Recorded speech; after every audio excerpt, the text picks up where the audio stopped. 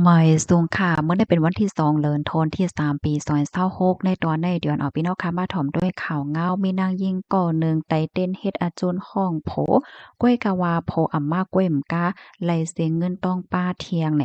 เมื่อวันที่28เดือนธันวาคมที่2ปี2026ในมีข่าวเงาออกมาว่ามีนางยิงก่อหนึ่งเนาะติดต่อกับสืบจู้แม่หมอเปิดตาไตเต้นเฮ็ดอาจุนห้องเคินเจ้าโผเสียเงินกว่าเป็นอะไรเหง ถึงกิ่งข้าวยามตีอันแม่หมอลาดว่าโพธิพอขึ้นมายาววาในเสตอะอ่ำปองมาแลมะนางก็เอาตั้งสักเสนหลักฐานสิกว่าตึงลาดีภูมิปนพรเขาในค่ะ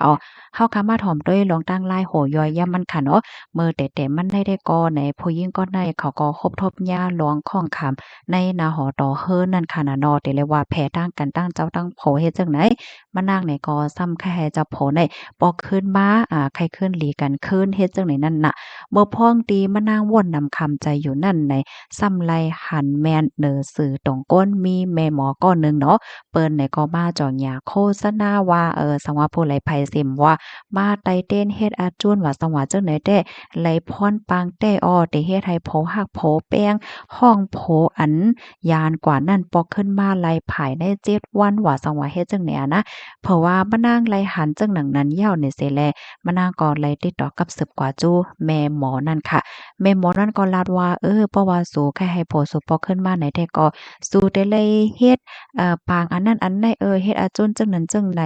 นั่นน่ะเนาะแต่เลยเอามาปันเคียบพางว่าวันเลินปีเกิดป้าเจียมเคิงใจโคตื้อว่าสว่าเจิ้นนายเฮ็ดแหน่นี่แม่หมอก็ลาดว่าตาเตเฮ็ดปางจังไดแต่ก็มันมีการใช้จ่ายนะนั่นน่ะเนาะมันก็ได้มีอยู่ปางจังนั้นจังใดหลายๆเสียนเฮ็ดแหน่ เพราะว่าโฮมก็ได้เป็นเงินอยู่มค่าเหงวาดเฮ็ดจั่งใดอะค่ะแม่หมอก็ลาดว่าเพราะว่าสุมาเฮ็ดจั่งใดได้ยืนยันนะภายใน7วันอำป้น7วันเนี่ยหันพรปางกำเหลียวอะโพสูในเด็กการปองมาหาสู่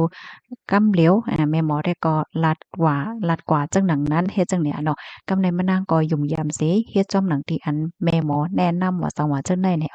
เผื่อว่าฮอดถึงมากินข้าวยาม7วันแล้วเนาะ ก็เป็นเจ้าโพแน่อ่ำปอกขึ้นมาก้วยอ่ำก้าค่ะยังปายปลอกค่ะเนาะลอกแปดลองตั้งติดต่อกับสืบโกสายตั้งโกช่องตั้งเนาะอ่ำว่าสืบโฟนหากล่อมไล่ส่งข้อความหากล่อมไล่ยิงแค้นหน้าเลยสิเก่าเฮ็ดจังเดียนะกับในมะนางก็วนนำคำแจ้วเนาะเฮียงล่ะในแม่หมอในลาดว่าอำป่นเฮ็ด7วันแน่เจ้าโพเด็กขึ้นปอกมาก้วยกะหว่ำปอกมาให้ก้วยอำก้าติดต่อกล่อมไล่เที่ยวกับแน่หน้าเลือเสียเก่ารู้ในแหน มะนางเนี่ยก็เลยต้องเลยถามกว่าที่แม่หมอนั่นค่ะกับในแม่หมอนั่นก็ลาดว่าโพสูในเกี่ยวมันแข็งอันนั้นนะเห็นเตือนั่นมันโหลดไรเฮ็ดจังนั้นจังไหนเที่ยงนี่ค่ะก็ห้ามย้อนเงินเที่ยงมะนางก็ว่าใจร้ายมันโยโย่ย่านเหรียญโยโย่เฮ็ดจังไหนเหแลจังไรเอาตั้งศักดิ์ศรีหลักฐานในเหกว่าตึงลาตีภูมิปนพรเขาเหแลปองเลี้ยงเนี่ยถึงปันป้าที่ผู้สื่อข่าวเขาในเสถึงที่มีข่าวงาออกมาจังหนังไหนเนี่ยค่ะได้ก็ยุ่มยำว่าเตจังเป็นคอฟังตื้นถึงปันตอนดาก้นมังก็มังก้นอยู่ในค่ะนะเฮาคามาถ่อมด้วยแทงตอนหนึ่งค่ะตั้งฝ่ายผู้ฮู้เขาในก็ปันตั้งใครใจว่าเมื่อเลียวในคณะจุ่มหยอกจุ่มเหรียญอันว่านั่นไหนมันมีหลายลอกไล่ในค่ะเนาะอันเอาตื้อตั้งเอาตั้งยุ่มยำของก้นตั้งนำเหี่ยวก็มาเหรียญมาหากินก็มันมีเหย้าเฮ็ดจังไหนค่ะก้นเส้นได้ก็เขาเตด้วยดีก้นดีอันเปิ้นฮบทบหญ้าลองของค้ำ ตุ้มเตอฝ่ายป้าจะให้อำเกี่ยวอำมอนอำซื้อว่าสังว่าเฮ็ดจังไหนเหี่ยวก็ลาดว่าเพราะว่ามาเฮ็ดจังนั้นจังไหนมาไต้เตี้ยนจังนั้นจังไหนในเตจอยรถย่อมปั่นไลลองตั้งตุกค่าสู่ภาวะชาติปานสู่เตเตอร์หลีมาตั้งฮักตั้งแป้งก็เตหลีมาเฮ็ดในเหี่ยวก็เพราะว่าเปิ้นก็จู้ก็เฮ็ดก็เขาก็เลยเงินเขาจังไหนนั่นน่ะ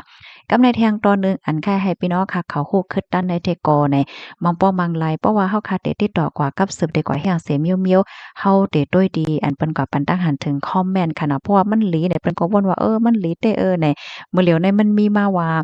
น้ำมาเนี่ยค่ะว่านะเขาก็ได้ให้ก้นในนาหอต่อเฮิรนเขาห้าก้นเด็กเขาฮู้จักห้าอันนั้นก็ก้นในจุ่มในแกงเขานั่นเฮ็ดอาสังมาเตรียมว่าโอ้หลีเด้เฮาก็หาแม่หมอนั่น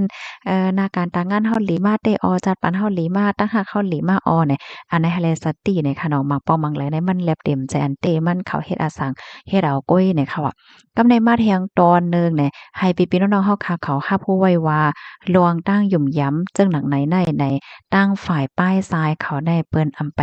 ห้องหับนั่นค่ะน่ะเนาะ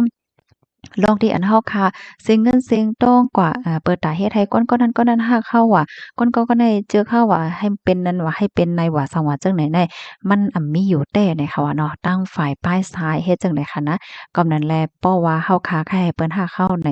อันลำลองเหลือเสเปิ้นให้เฮาโลกแลแม่ดีโตเจ้าเก่าเฮาได้ค่ะเนาะเพราะว่าเฮาค้าเป็นก้นวนเลลานเลเฮ็ดเลภาวะจัดปานเฮาก็ได้ครบทมยาลองลีลีอันว่านั้นยาวเนี่ยค่ะโดยที่อำโลแลเสียงเงินเสียงต้องกว่าจู้เปิ้นเฮ็ดจังนั้นจังไหนนะคะอ้อ ข้อมูลตอนในคาลิปปิมาที่ห้องการข่าว PPTV ออกไว้นะคะพี่น้องคะรับถอมยาวหันเถินจึงหือพองนะคะนะในตอนแรกค่ะก็ไล่หันอะไรก็เปิ้นปันตั้งหันถึงค่ะเนาะ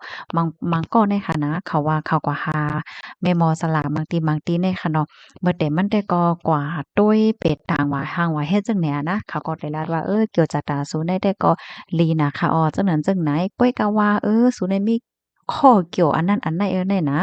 อาเพราะว่าข้อเขียวอันใดสุ่มหลายๆข้อร้อยแบ่งแปดแต่ก็มันเตตึกเคิกต่อเพราะว่าจัดปานสู้จังนั้นจังใดเนี่ยเปิ้นก็เต็มหัวใจถ้อยความเต็มหมอลานอันนั้นขนาดเนาะกำาใดเพราะว่าถ้าได้ร้อยข้อร้อยเกี่ยวอันนั้นแปดซ้ำแต่ละเฮ็ดหือเนี่ยก็แต่ละเสียเงินกันนั้นค่ะกาเพิ่นโคจังนั้นจังใดค่ะแหน่เฮ็ดให้น่ะมันก็เป็นรายหากินเปิ้นมิ้วหนึ่งเฮ็ดให้นั่นน่ะเนาะลองตั้งมันได้เป็นจังไหนเนี่ยค่ะในตอนนี้ค่ะขย้อนมาปันฟังพี่น้องเฮาค่ะอีกหนึ่งเกี่ยวกับเลยลองฝนล่มเนี่ยค่ะมีตื้อต่างที่ฝนเตจางตกเนี่ยค่ะว่าแน่นะ ในวันที่3ถึงวันที่6เดือนธันวาคมที่3ปี2026ในเมืองไทยปอตอนเหนือค่ะมีตื้อด่างดีลมเลี่ยงลงเตเข้าในคะออเตจังเฮ็ดให้ฝนลงลมแรงหมากเฮ็บตกว่าสังหวะเจ้าในในกำนั้นแลย้อนให้พี่น้องเฮาค่ะเขาไล่รับรู้เสียก็ฟังสติห่างเฮียนโตตันรับมือห่างไผห่างมันเสกามเฮ็ดจังได๋ค่ะเนาะเหมือนดังว่าเมื่อเฮาค่ะได้ออกตาออกตั้งแล้วจังเนี้ยเนาะก็อย่าลืมทัดด้วยป้า สายงานเงาลายฟิล์มฟ้าราศีที่2เนี่ยก็ลดก้าค่ะเนาะบ่เป็นไรแล้วก็คือไว้ติดในโคมในเดเตอร์หลอดเพและหลังคาเฮิรนว่าสังว่าจังไหนเนี่ยเขาพี่น้องเฮาคาที่อันอยู่จำนำโฮยนำฮองอยู่จำปั้นตับหลอยและจังไหนก็ให้เตือนสติกันเย็นนำใส่กำค่ะยินจุ๊บก็ที่รับถอมปันแห้งค่ะเอาไว้ส่งค่ะ